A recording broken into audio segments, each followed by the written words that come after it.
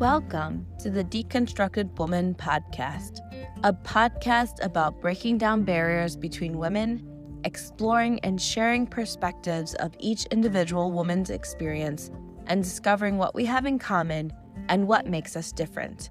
Hosted by Elisa Marie and Joe G.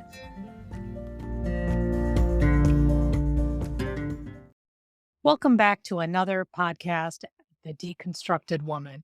This is Joji, and given that Alyssa Murray and my schedules are not coinciding, I've decided to take a turn at doing a podcast by myself.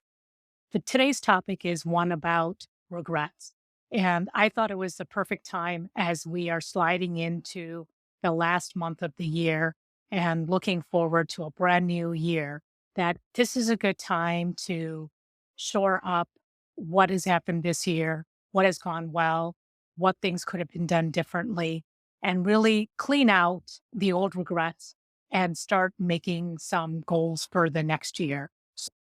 It's really easy to do the good stuff, right? It makes us feel good. It's enjoyable. It reinforces us to keep going the way we are.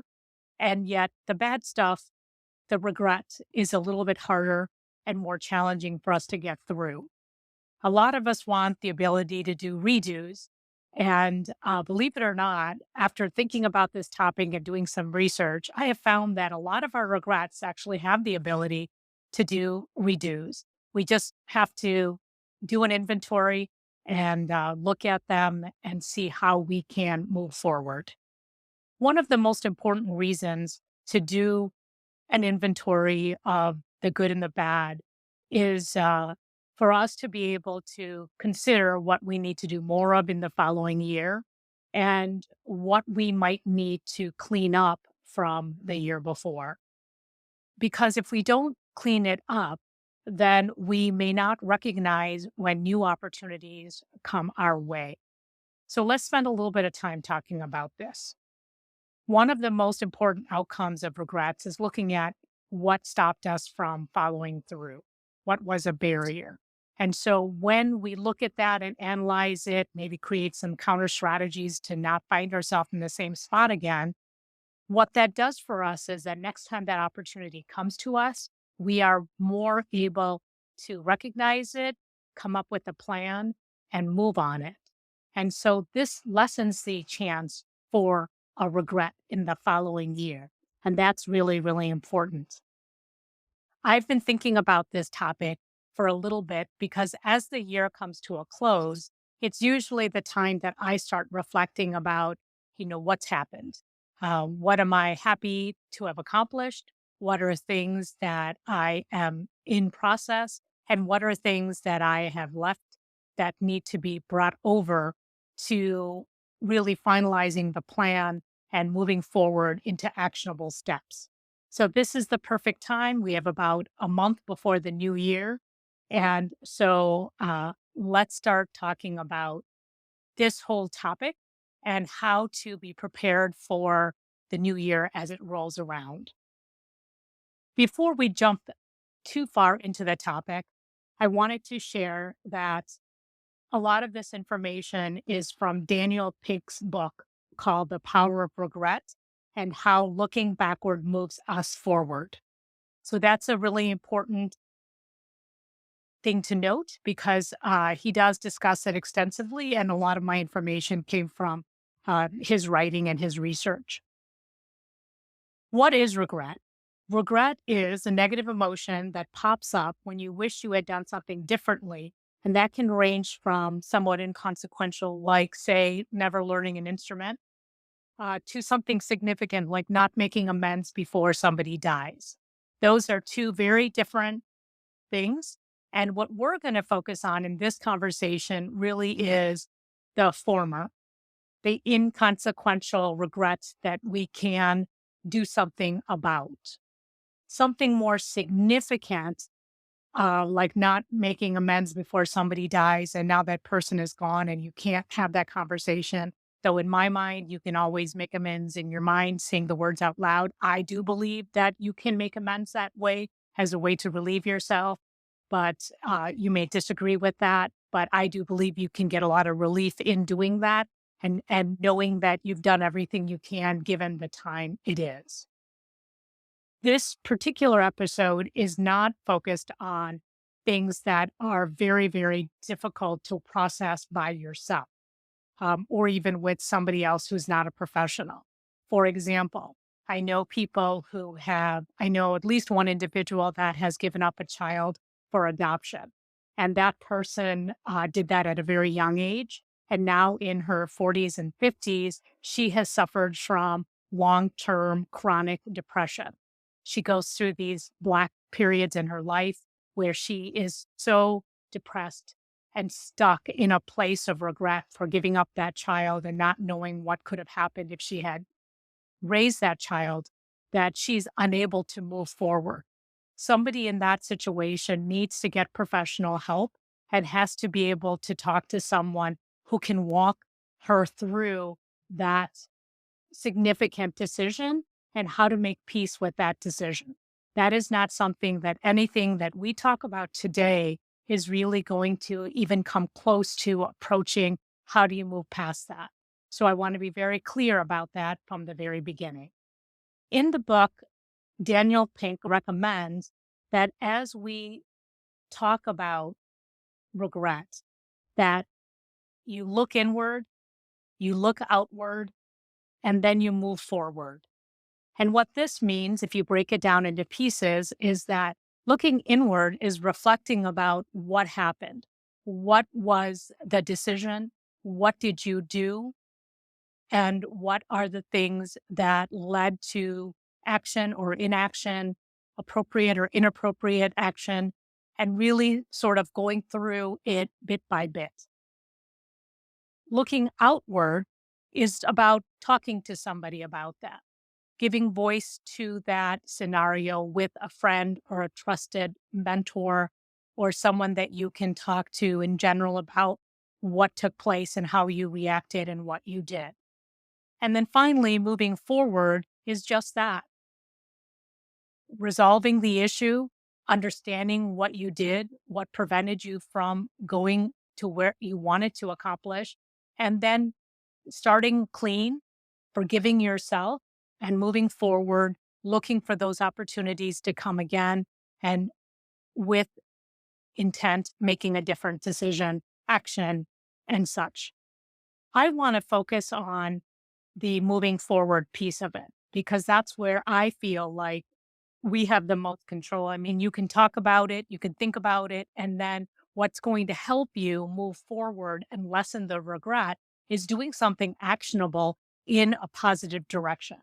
And so that's what we're going to talk about it. And the beauty of it is that so many of the things that we wish we had done something different is within our reach to change that. Like I said before, there's very few things that are not negotiable, that you cannot go back and do something to make peace with whatever you did or didn't do. You know, is this the year that you're actually going to start an exercise program? That you're really going to focus on eating better and losing those last 10 nagging pounds? Is this the year that, you're going to make your dream to take guitar lessons a reality? Are you going to learn a second language? Are you going to put pen to paper and take that dream vacation and start making some plans on how to make that a reality? If you wanted to give back and volunteer your time, are you going to narrow down the choices for where you want to volunteer your time? How much time you have? What is going to be most fulfilling? And then contact those organizations and do that. That's what we're talking about. Things that you have regretted that are manageable and that you can do something about. In order to take the necessary steps and to reverse the regret, you have to break down the steps into smaller parts and consider making a timeline or like a project plan of when things are going to get done by. Realize that it doesn't all have to be done in one day. You're not going to do this overnight. And you don't have to put 40 hours into it in the month of January, because the likelihood of that being successful is very, very slim. The more time you take to be thoughtful and plan it out and set realistic goals and timeframes, the more chance that this is going to actually happen and that your regret will actually lessen. If you jump into it with all this enthusiasm, but yet not make any progress, unfortunately, more than likely, that's going to reinforce that regret that you've had from previous years. And that's what we're trying to prevent. We want to make this the year that you move forward at least a little bit in the direction that you want to eventually get to. And here's another point. I don't think you necessarily need to get it all done in 1 year. Sometimes it's more realistic to make things happen over a period of time. And something that I will use as an example might help explain that a little bit more. And I'll jump right into that now. I started thinking about going back to get my PhD, I would say probably as soon as I finished my master's degree. I knew I wanted to do it. There was a lot of things that I needed to get done that was interfering with, at that time, like having a family and being newly married and such. And so that was a long time ago. And I will say that when I went back, when my daughter went to college, I said, when she finishes college, I'm going to go back and get my PhD. And then she graduated and moved on with her life. And then COVID hit. And that was a very difficult time. But because we did have a certain amount of downtime because there was so many things you couldn't do, 2021 was a very difficult time for me. I think that the goal of not going back and getting my PhD just kept slapping me in the face with, why have I not started this? And so in 2022, which was last year, I started really thinking about, what is it going to take for me to put this into a workable plan and reasonable chunks so that I can start moving forward and really come up with a realistic plan and timeline for maybe when this is going to be possible for me. And when I learned, and I've learned in my just knowing myself in the last 55 years, is that when I take any action, however small it is, immediately my remorse and my regret falls away.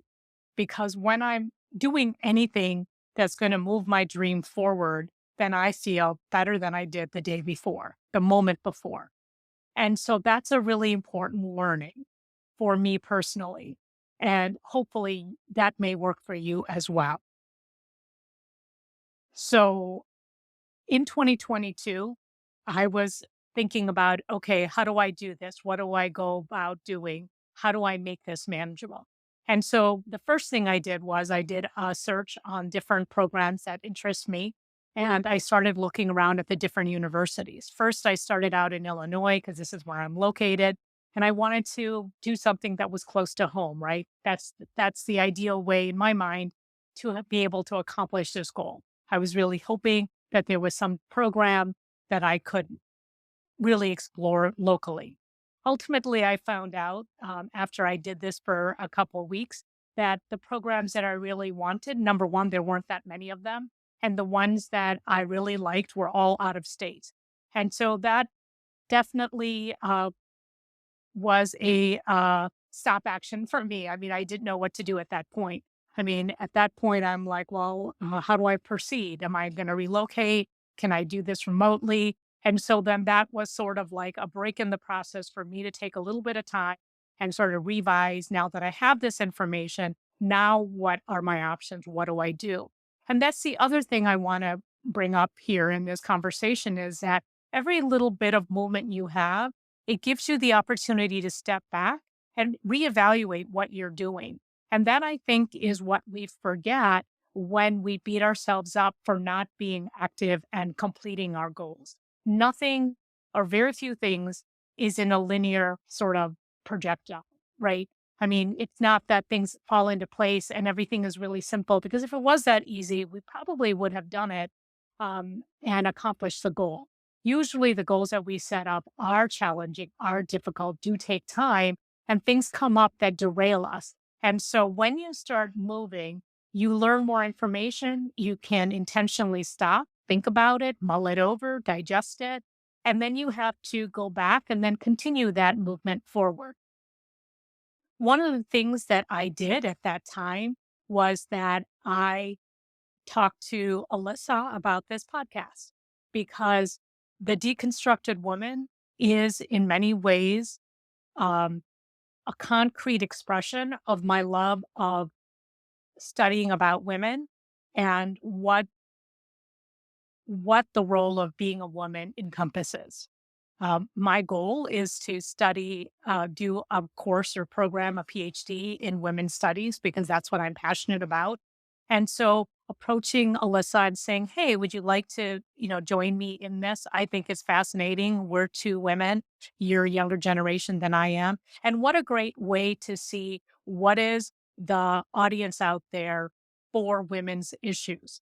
In many ways, I thought to myself, this is a great way to survey and find out what are the topics that are important to women.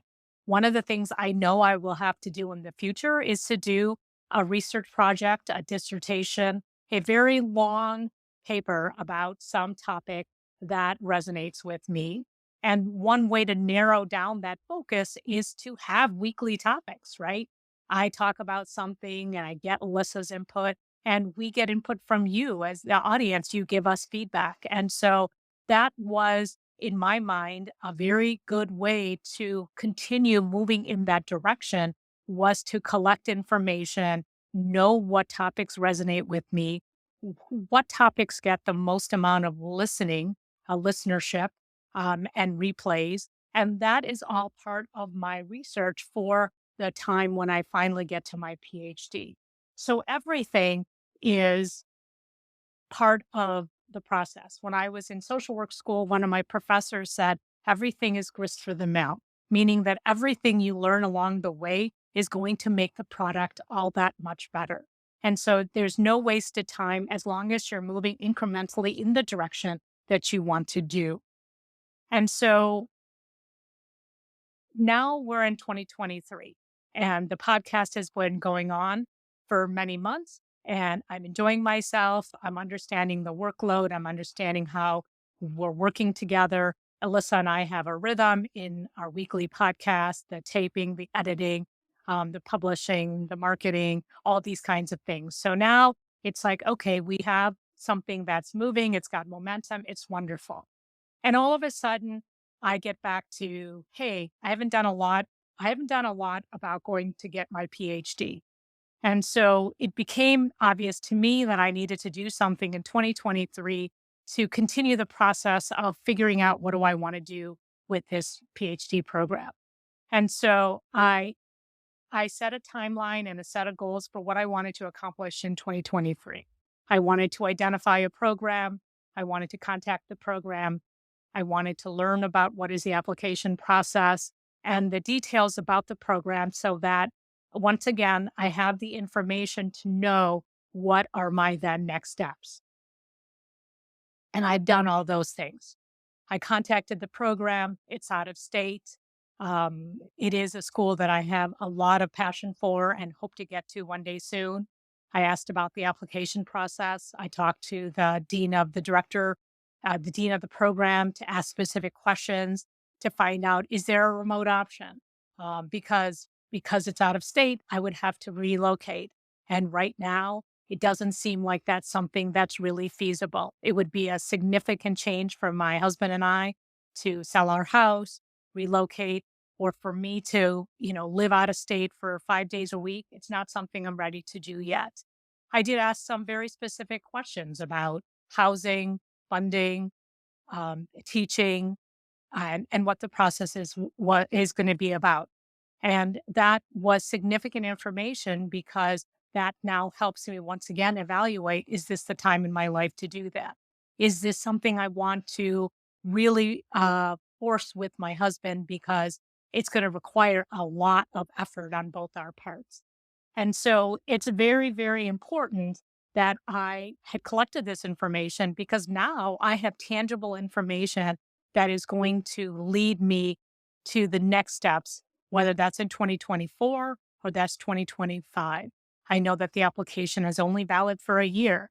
So until this becomes more realistic, there's no reason for me to go ahead and get the application process started with the reference letters and all those kinds of things because it's only valid for a year, and I would have to redo all that work once that, time frame is over. And so what has helped me is twofold. Number one, I got some very realistic information that forces me to make some decisions and put things into perspective for me. But I also know that I am working on this dream actively and that I am at a certain point where I need to really reflect on things that are going to contribute to my final decision about the timing of when I pull the trigger to go to school. So I haven't completed my goal. I haven't checked that box yet. And I don't really know if realistically I can or I will. I am 55 years old. I do need to work for a living. I do have bills I have to pay. And I have other priorities that are in conflict with this goal. But what I can say now is that if I end my life if I pass away before I get to this goal, the regret that I have is going to be very different than what I would have felt if I had never put my toe into the water and learned all this information. Because when there are realistic barriers, that lessens the responsibility or the self talk and the negative feelings we have that makes up that regret.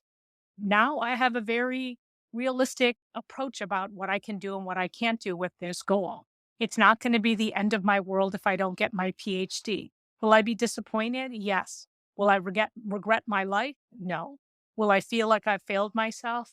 I hope not, because I know that what it would take to do at this time in my life is not going to move me in that direction just yet. It might in 5 years, but today it does not. And so I think it is the perfect time for each of us to do just what I've done and walked us through. Figure out something. Number one, do an inventory of 2023. What did you do? What did you not do? What is still there for you to do now? And break it down. Come up with a plan of overcoming the barriers that stood in your way. And I will tell you, the number one barrier is fear. It's about being afraid to find out the answers that will then force us to make some other decisions. And it's the fear that keeps us stuck. And I will tell you that the relief I feel from all the data I've collected in the last 2 years is so much better than the fear I had and the negative self talk and the disappointment I felt when I couldn't even attempt to get the answers I needed. And the fear prevented me from the relief that now I feel. And that's what I want to share with you is that balance. We let fear stop us, but it also stops us from the relief of knowing that we're making some effort in that right direction. So take baby steps. That's what life is about. Nothing gets done, one big bite at a time. You got to sort of start small and then build up that appetite and then get the momentum and move forward. So that's my challenge to each one of you. Pick something to work on for 2024. And what it will also do is give you this opportunity to put 2023 to bed and to look forward and hopeful for 2024. So that's the end of this single podcast with just Joji on it for the first time. And it didn't go as bad as I thought it was going to. So I appreciate everybody listening to this podcast. And please give me some feedback about your thoughts. Tell me about what you thought about in terms of 2023 and what your hopes are for 2024. I'm excited about 2024. It's going to be a great year. It holds a lot of promise, right? And so thank you again. Please drop us a line or me a line at thedeconstructedwoman@gmail.com. You can always give us a note through podcasters, or you can send me a message through our Facebook page. And so there's lots of ways to get a hold of us. And stay tuned because Alyssa and I will be back to doing our partnership podcast as soon as our schedules work out. Thanks again for listening. Until next time, this is Joji signing off. Bye.